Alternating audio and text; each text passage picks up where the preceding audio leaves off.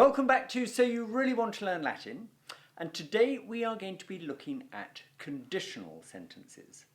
Now, a conditional sentence is where you state a condition, and a conditional sentence has something called a protasis and an apodosis. The protasis, great word by the way, the protasis states the condition, normally introduced by a word like if this, and the apodosis gives the result of that condition. So if this were to happen, then that.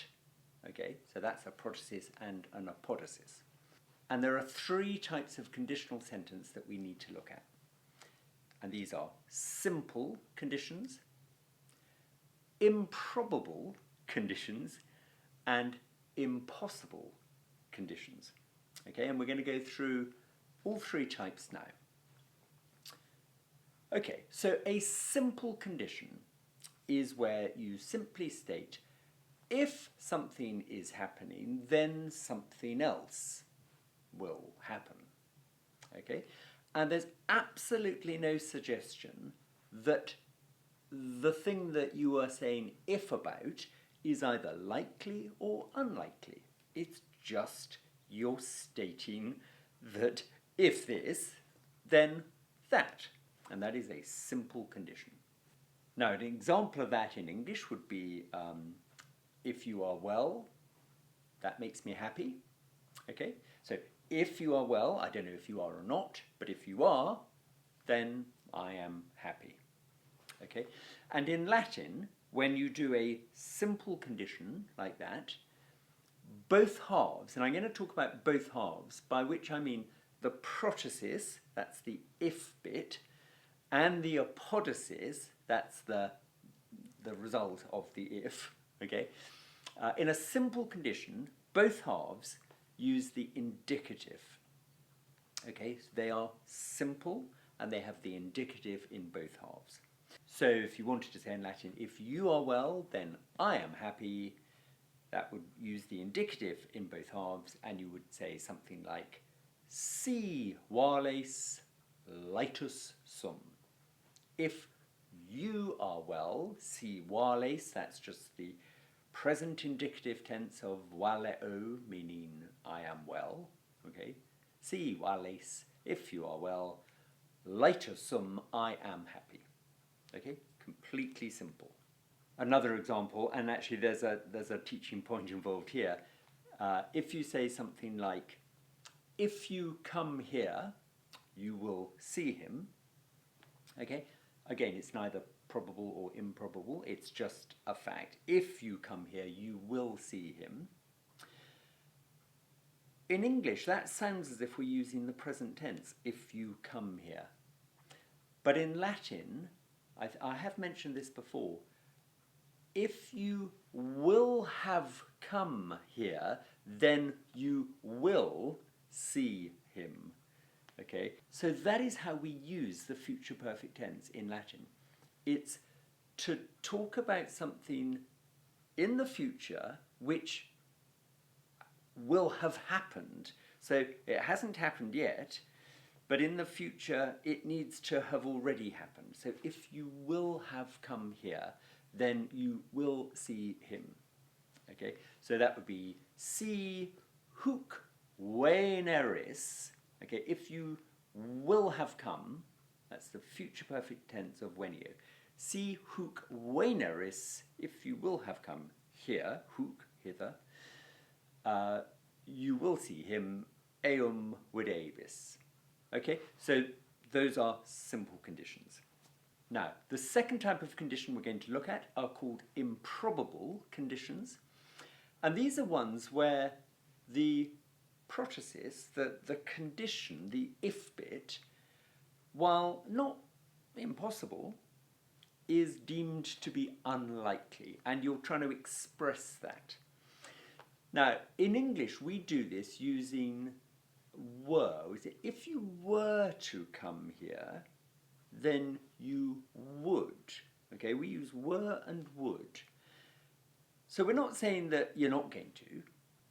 it's just adding a little note of uncertainty or kind of, this isn't that likely. If you were to do this, then I would do that. But it's sort of unlikely that you will.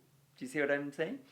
Now, in Latin, these conditional sentences use the present subjunctive in both halves. The protasis and the apodosis use the present subjunctive. Just as we do in English, actually. If you were to do this, I would do that. You can hear something's going on in English there. So an example of that might be, if you were to come here, he would kill you, right? Now, the suggestion is you're not going to come here. It would be a damn stupid thing to do. But if you were to come here, he would kill you. Si huc venias, okay, that's the present subjunctive of venio.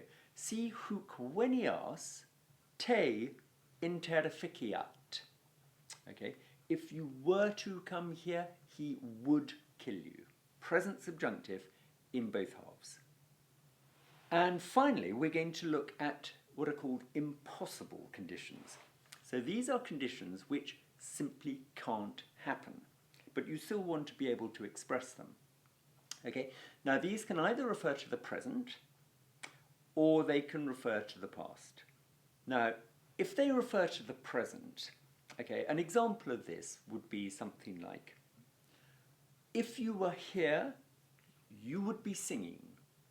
Okay, now, if you were here, brackets, but you're not, close brackets, you would be singing. So it's called an impossible condition because the protasis, the if you were here bit, cannot be fulfilled because you're not here. Okay? So it's referring to the present. If you were here now, you would be singing, but you're not here now, and therefore you are not singing. Okay, so it's an impossible condition, but it refers to the present. Okay, now, in an impossible condition that refers to the present, the protasis and the apodosis both use the imperfect subjunctive. Okay, so kind of in English you sort of hear that anyway. If you were here, you would be singing. The trouble is English isn't really very helpful because that doesn't sound very different from what we just did in the improbable conditions in English. But suffice it to say, Latin is more precise because we've got these rules. So if you see imperfect subjunctive in both protasis and apodosis, you know that you have an impossible condition referring to the present. So let's do that. If you were here, and we mean if you were here now, si adesses. Right, adesses, that's the imperfect subjunctive of adsum, meaning I am present. So si adesses, you could even put in the word nunc if you like. Si nunc adesses. If you were here now, you would be singing cantares. Okay, imperfect subjunctive of canto. But the point is, you're not here now, and therefore you are not singing now. Okay, so that is an impossible condition referring to the present. And last but not least, if you have an impossible condition referring to the past, now that would be something like, if you had come, you would have seen me. Now the point there is, if you had come, brackets, but you didn't, right? If you had come, brackets, but you didn't, you would have seen me, brackets, but you didn't because you didn't come, okay? So if you had come. Now, in an impossible condition, referring to the past, we use the pluperfect subjunctive in both protasis and apodosis. Okay, so if you had come, si venisses. Okay, that's the second person singular, pluperfect subjunctive of venio. Si huc venisses. If you had come here, then you would have seen me. Me vidisses. Pluperfect subjunctive of video. So if you had come, but you didn't, you would have seen me, but you didn't. Okay, so it's an impossible condition referring to the past. Okay, so those are our three types of conditional sentence. Simple, which uses the indicative in both halves. Improbable, which uses the present subjunctive in both halves. And impossible. And with impossible conditions, you break them into two. Either they refer to the present, in which case we use the imperfect subjunctive in both halves, or they refer to the past, in which case they use the pluperfect subjunctive in both halves. Okay? And it might be obvious, but an impossible condition can't refer to the future because although it might be very, very, very, very unlikely, because it's referring to the future, it is still possible. Okay, so that's why those improbable conditions, if you were to come here, if you were to fly to the moon in a balloon, right? Now, we all know that's impossible, but it refers to the future, and therefore it is really, although massively unlikely, it is still possible. And so that would always be an improbable condition, and we would use the imperfect subjunctive. Okay? Now, just one more thing to say, and that is that a negative condition, whatever type it is, simple, improbable, or impossible, uses the word nisi, which means unless. Okay?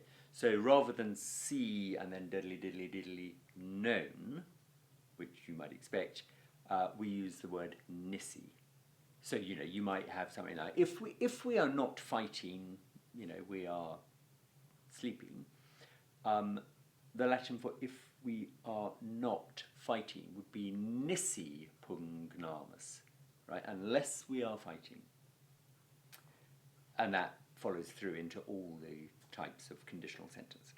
Okay, right, now it kind of sounds like a lot, but the basic concept of conditional sentences, once you've got the hang of them, they are sentences that have this kind of if concept going through them. The if bit is the protasis, and then the result of the if bit is called the apodosis, two great words. And we've learnt that there are three different types of conditional sentence, and in the third type, the impossible ones, they subdivide into those referring to the present and those referring to the past. Okay? So in a sense, there are four types of conditional sentence you need to learn. Simple uses indicative. Improbable uses present subjunctive. Impossible, referring to the present, uses imperfect subjunctive. And impossible, referring to the past, uses pluperfect subjunctive.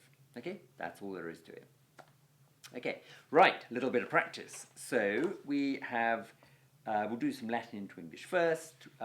We are in Latin Book 3. We've just started Chapter 8. Great excitement. And you might have a sentence like, Si huc venias matrem meam videas. Okay, si huc venias. If you were to come here. Okay, so that is the present subjunctive, venias, and therefore it is an improbable condition. Okay, si huc venias. If you were to come here, matrem meam videas, you would see my mother. But it's highly unlikely that you will come here, and therefore it's highly unlikely that you will see her. Okay?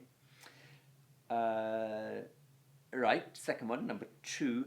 Nisi huc veneris matrem meam non videbis. Okay? Now, veneris, that is the future perfect tense of venio. So, if you will not have come here, okay, nisi, if not, or unless, huc veneris, if you will not have come here, matrem meam non videbis, you will not see my mother. Now in English we say, if you don't come here, you will not see my mother. But in English we say, if you do not come. In Latin they say, if you will not have come. Okay. And we'll just do one more. Let's have a crack at number 6. Romani hoste supera vicent, nisi ei castra prope flumen posuiscent. Right. So, Romani hoste supera vicent. The Romans would have overcome the enemy. Okay. Pluperfect subjunctive. So, this is an impossible condition referring to the past. The Romans would have overcome the enemy.